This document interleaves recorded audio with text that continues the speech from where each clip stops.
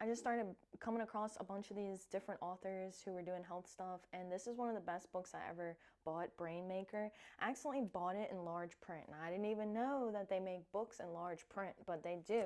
I guess if you have eye issues, which I was born with cataracts, but this book, Brain Maker by Dr. David Perlmutter, he talks about our relationship with the microbiome and mental health disorders and things like ADHD.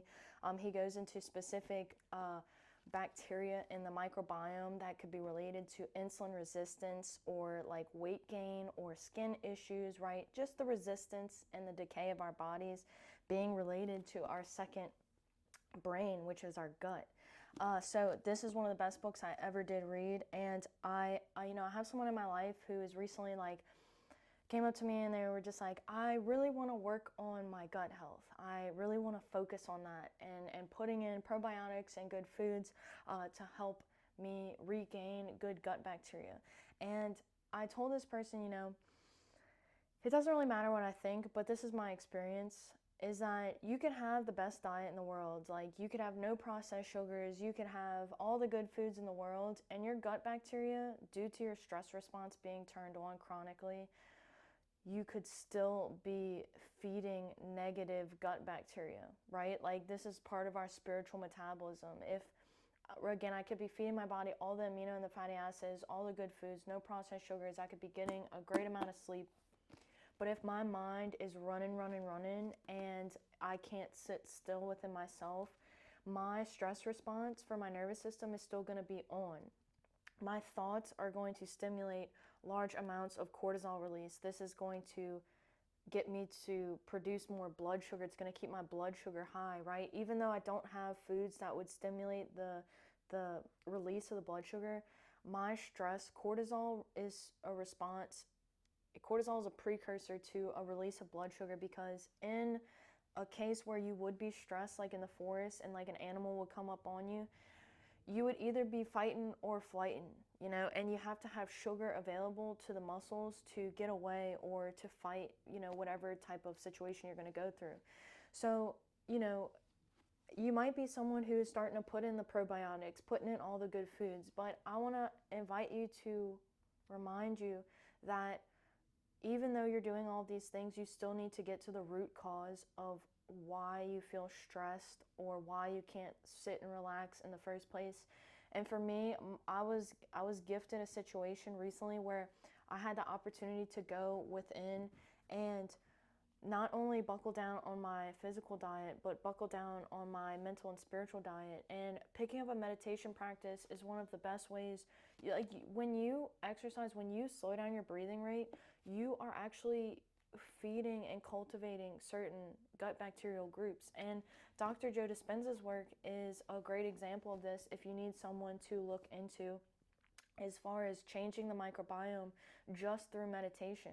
So, and then I also encouraged a friend of mine, I always look at things from a monetary standpoint. So, if you are spending X amount of dollars on these supplements, these probiotics, and this and this and this, and let's say you're still in a place where you feel stressed and burnt out and fatigued, well, you don't want to be spending all your money and then still be stressed out and fatigued. You might as well, take the path of least resistance. Take a path where you can save you some dollars, and spend that elsewhere. Spend it on vacation. Spend it on investments. Spend it on anything. Anything you want to spend it on, but make sure that it's going into a vehicle that is actually going to get you a return on your results. So meditation is absolutely free, and you can slow down and breathe. Read the book Breath by James Nestor. I always recommend that book. Changed my life. It changed the way I thought about my gut bacteria and my body and my biochemistry. But yeah, if you had the chance, get the Brain Maker book. He also has Grain Brain, which is exploration of the types of grains and glyphosates and glutens, everything that's kind of related to why the processed breads are something to be aware of in the diet, the processed foods, something to be aware of in the diet in terms of like our brain. Our brain is constantly going to be taking 20 to 30% of our total body's energy. So making sure that you feed your brain instead of your body. When you're feeding your brain, you are going for more nutrient-dense foods, because you know that your brain is a supercomputer. You're a beautiful supercomputer and capable of doing the work.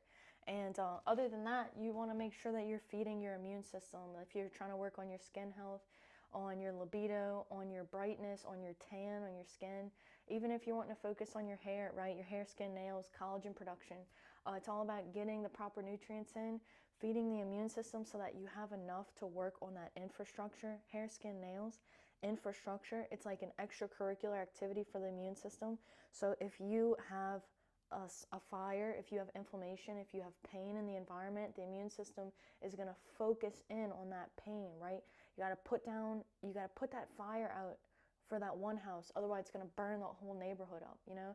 So your immune system is focused on that. So imagine you giving your immune system an abundance of minerals, especially the B vitamin groups. We know the B vitamin groups are responsible for large amounts of energy production in the cell. It's a beautiful, beautiful process. And, you know, give yourself a reason to get ahead, you know, focus on your biochemistry, focus on relaxing your body, intently relaxing your body, especially in the morning, sacred time periods around your sleep. So when you're going to sleep, a good meditation practice before you go to sleep, you can actually induce the brainwave states before you fall into your sleep so that you can get deeper in there. And this is, again, asking for more melatonin release from your body. And then when we fresh out of sleep, before you prep your body for the day, before you get into anything, just focusing on slowing down the breath and relaxing. Like, I don't need to be in the hurry. The world wants me to be hurried and rushed and not looking inward at myself. The universe wants me to be a little bit on the ill side, a little bit imbalanced. But because I know that I want to be in balance, I'm going to take this moment to relax and to breathe, feel all the different parts of my body, and tell myself I have plenty of time. I'm setting my biochemistry up for today. Don't bother me for the next 20, 30 minutes. I have stuff to do. And then you eat your amino and fatty acid breakfast. You incorporate more of the nutrients that are going to fill your biochemistry, your microbiome. You know, our microbiome, those little microbes inside of our guts, all over our skin and everywhere, you know, they understand organic compounds, organic sources, because they are organic. Like, our body's organic. It comes from the earth. We are like walking trees, you know, we're walking plants. We have similar metabolisms to plants, right? We go in the sun and we can do photosynthesis. So we are an extension of organic earth. And when you put inorganic substances, protein powders, all these sorts of things that may contain lead or may contain other ingredients, your gut bacteria doesn't recognize that. And you could actually populate the environment with bacteria that's related to insulin resistance, like Dr. David Perlmutter talks about in this book. And not only like insulin resistance in the brain, these are diseases like dementia, Alzheimer's, Parkinson's, like all sorts of diseases or states of disharmony that we may find that express themselves as like a disease that we know. You know, they all start from somewhere. Parkinson's starts from dopamine issues, either having too much dopamine or too little.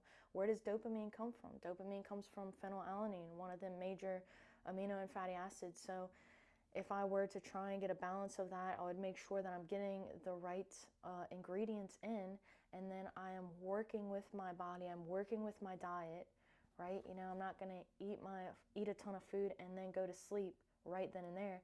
I might go for a walk. I might take my time, relax my body, relax and digest. I might go exercise. You know, I might use that fuel, use that food. I might go into the sunlight because I know it helps to break down, you know.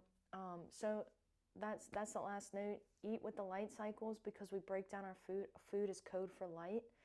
And if you stick with the light, you can help your digestion, help your biochemistry, help your gut microbiome in the best way. But yeah, to end this little video, keep reminding yourself that everything you need is within. Like, everything that you need is within. You want to change your diet, pick up a meditation practice. It will be the most potent exercise that you ever do. And it doesn't have to be like I'm sitting there and trying to get rid of my thoughts. It could be, I am going to, for the next 2 minutes, I set my timer on my phone, I'm just going to breathe as deep and slowly as possible for the next few minutes. I'm going to mimic my deepest wave of sleep at night right now. I'm going to relax my body and show my body that I'm in a calm place. I'm in a calm place, in a calm space, you know, Where's my energy? It is all around me. It is waiting to come into my body. If I could just release this tension, don't let the tension block your blessings. Your body is just ready to receive and then give and then receive and give. Light and dark, yin and yang, right? Testosterone, cortisol, or cortisol, melatonin. It's this yin and this yang, this feminine and the masculine, the growth and the destruction is a beautiful, beautiful thing. So anyway, I hope this video is helpful for you in some way. Keep it going. You're so beautiful. Remember that when you look in the mirror, you know, you're not looking at your body. You're looking at trillions and trillions of cells that are your babies. They are your children. And speak to them with love. You know, if you had a baby in your home, if you had a dog or a pet, speak to them like you would your pet. Speak to your cells like you would, like Jordan Peterson says, talk to yourself like you're someone you love, you know? You're beautiful, and we can't even see the half of it. You know, that's why I always hold up that cell picture, because we don't see the half of what's going on. You know, thank your heart and your lungs for breathing. And yeah, tomorrow's a brand new day, so you can do whatever you want to do tomorrow. You can start off on a good note, make your bed, get into some sun, get hydrated, and it's always a new day, even if you mess up. So keep going. Anyway, I'll leave it here. As always, good luck.